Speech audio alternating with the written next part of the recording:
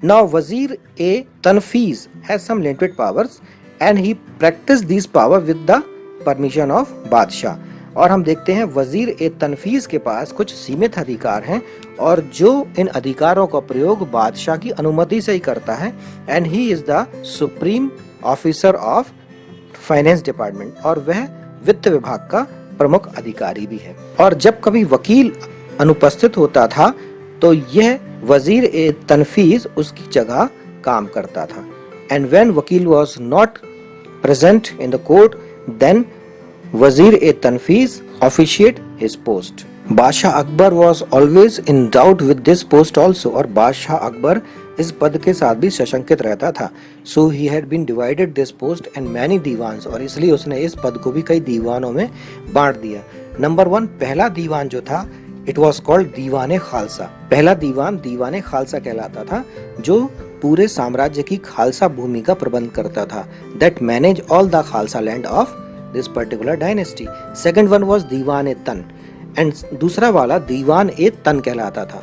That was look after all the jagirs and the salaries of these jagirdars. और दूसरा जो था दीवान ए तन वो जागीरें और इनके जो वेतन होते थे या तनख्वाहें होती थी उनके कामों को देखता था।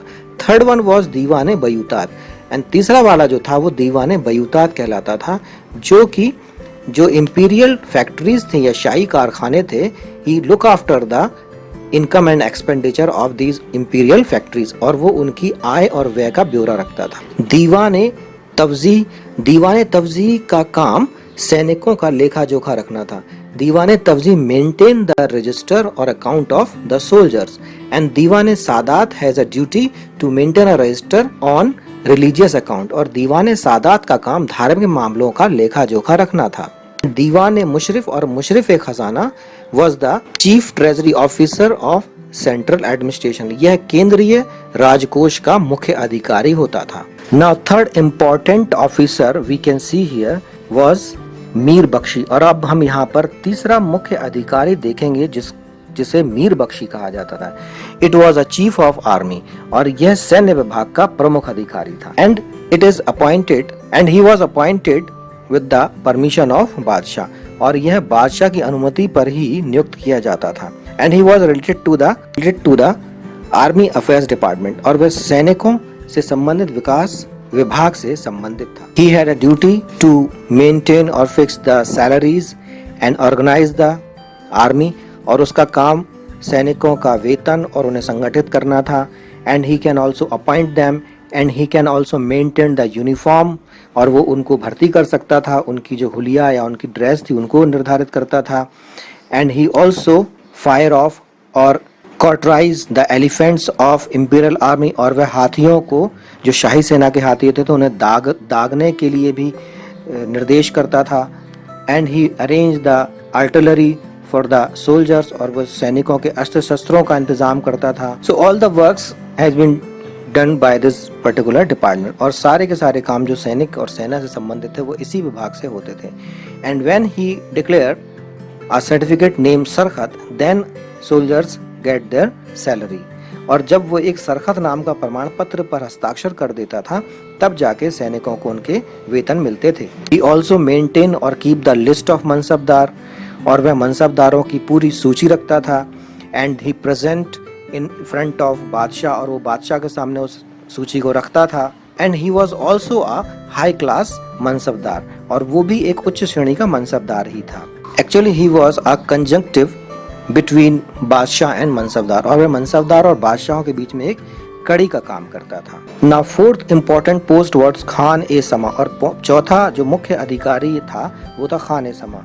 It was a chief of the domestic department of imperial family और यह बादशाह की जो गृह विभाग था उसका प्रधान अधिकारी था। And he was chief of the kitchen of the palace और वह बादशाह की रसोई का भी प्रधान अधिकारी था जो राजमहल में रहते थे। And he also manage all the things for imperial family और वह बादशाह और उसके परिवार के जो लोग थे उनके लिए सभी ज़रूरतों की चीज़ों को का इंतज़ाम करता था।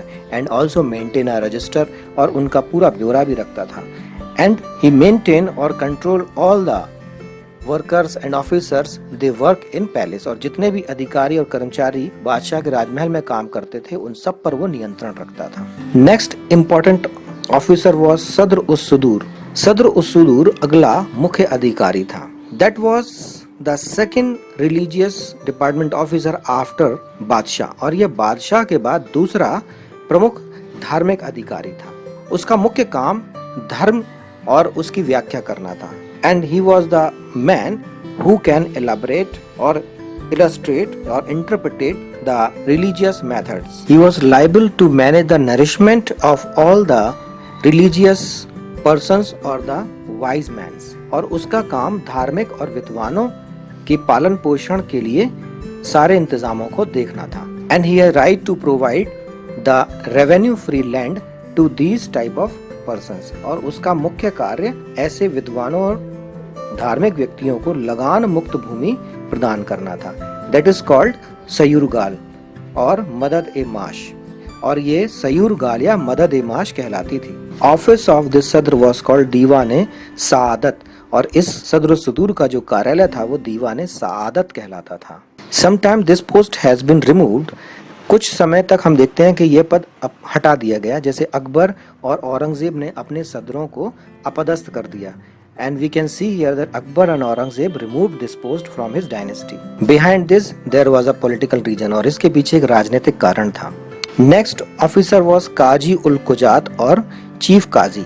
अगला पद काजी उल कुजात का था या मुख्य काजी भी इसे कहते थे।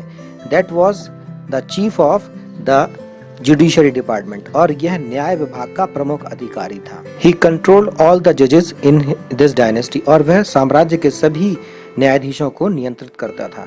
And the judgment day was declared on every Wednesday of week, और बुधवार का दिन प्रत्येक हफ्ते में नियत होता था न्याय के लिए। बट द बादशाह वॉज द सुप्रीम जज ऑफ इस डायनेस्टी, लेकिन हम यहाँ पर देखते हैं कि बादशाह सभी जजों के न्यायाधीशों के ऊपर मुख्य न्यायाधीश जरूर होता था, लेकिन उसके पहले काजी उल कुजात उन सभी निचले मामलों को सुन सकता था। But before badshah Qazi ul Quzat can hear the appeals of the lower courts before dynasties king और एम्परर और बादशाह। The decisions followed according to the sharia, और मुस्लिम कानूनों के अनुसार या न्याय शरीयत के अनुसार किया जाता था। And he also provide the advice on religious matter to Badshah, और वह बादशाह को धार्मिक कामों या निर्णयों पर परामर्श देता था। Sometime he also illustrate or interpret the religious matters in front of the बादशाह, और कभी कभी वो बादशाह के सामने जो धार्मिक मामले होते थे उनकी व्याख्या भी करता था।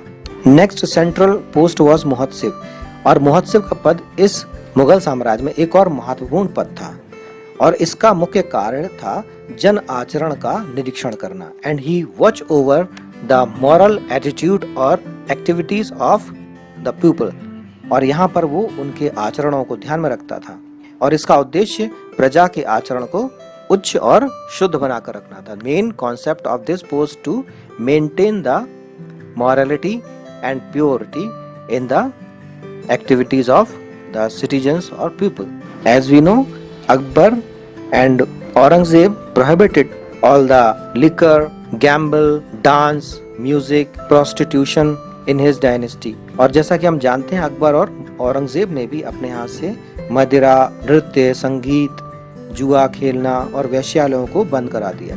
And we can see here that Akbar extruded all the prostitutes from his city and he sent them out of the city, and this particular city was called शैतानपुरी। और हम यहाँ पर देखते हैं अकबर ने अपने शहर से वैश्याओं को बाहर निकाल दिया और एक नई जगह उनके लिए दी जिसका नाम शैतानपुरी कहा जाता है।